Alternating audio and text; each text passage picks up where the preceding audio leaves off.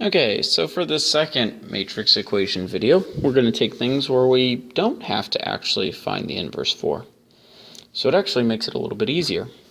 When I see this equation, I kind of see this as 2x minus 5 equals 12. Because like this matrix is just full of numbers, and this matrix over here is just full of numbers, so it's just a whole bunch of things full of numbers. So it kind of is going to solve the same way. You'll add 5 to both sides, you'll get 12 is equal to 17, and then you'll divide by 2. Now this time I don't have to worry about matrices not being divisible, because that 2 is in a matrix, it's a number. And so we can actually divide numbers by matrices, which is pretty nice. So let's get this started. First, we're going to add that big matrix to both sides. So when I add this matrix here to both sides, what I end up getting is 7, 0, 5, 8, 5, 8, and 13, negative 2, and negative 1. So we get that matrix right there. And now we're going to take that thing and divide it by 2. So I'm going to take all those entries and divide them by 2. And so I'm going to get this on the other side, that x equals 3.5, 0, 2.5, 4, 2.5, and 4. And 13 divided by 2 should be 6.5, negative 1, and negative 0.5. And that will be my first matrix. So again, all we did was add this matrix over here to both sides. And then after we did that, we just divided this whole thing by 2. For this second matrix equation, it's a little bit more in depth. In this one, we do have a matrix in front of x, so we will have to take its inverse. So it'll take a little bit longer, but it still won't be too bad. I'm going to get rid of this 2 right off the bat, though. So we're going to scale this 2 on everything. So that will give me a new matrix of 4, 14, negative 6, and 8.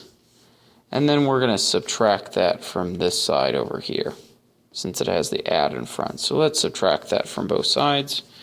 When I subtract that from both sides, I should get that this equals, well, 6 minus 4 will give me 2. 2 minus 14 will give me negative 12. Negative 6, well, negative 2 minus negative 6 should be positive 4. And 3 minus 8 should give me 5. So now we kind of have this equation right here, and we've dealt with this equation multiple times. So I'm going to rewrite that out, and then we'll start solving it. Okay, and again we're going to have to solve this by taking the inverse of this thing and multiplying by the inverse on both sides. So let's start by taking the inverse. So first let's find the determinant. So the determinant would be 8 minus 10. So it'll be negative 2. So now that I have the determinant, we'll inverse that matrix. So if I inverse that matrix, it's 2, 4, negative 10, and 1. And we'll times it by both sides. So I'll times it by this side, and everything will cancel out and become the identity. And we'll times it by the other side then.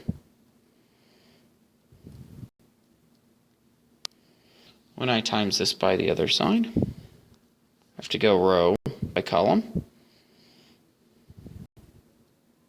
So I'll get 4 minus 40. And then I'll have to do row by column again. So I'll get negative 24 minus 50. And I'll get row by column again. And I'll have 2 plus 16. And I'll have negative 12 plus 20. Then after I do all of that, I'll take that and I'll divide it by negative 2. So let's figure out what this matrix is going to give me and figure out what my final answer should be. So we'll take all the entries and divide them by negative 2 at the very end, but we should get 36 for 1, negative 74 for this second one over here, 18, and 8. So our final answer is negative 36, negative 74, 18, and 8, all divided by negative 2. And that's what I would put for my final answer. I could also leave it like this if I didn't need to find what these exact numbers were. So I'm actually going to leave it like this, but that would be my final answer for that problem. So try the rest of the matrix equations that are on the sheet. And this ends like the second matrix equation video.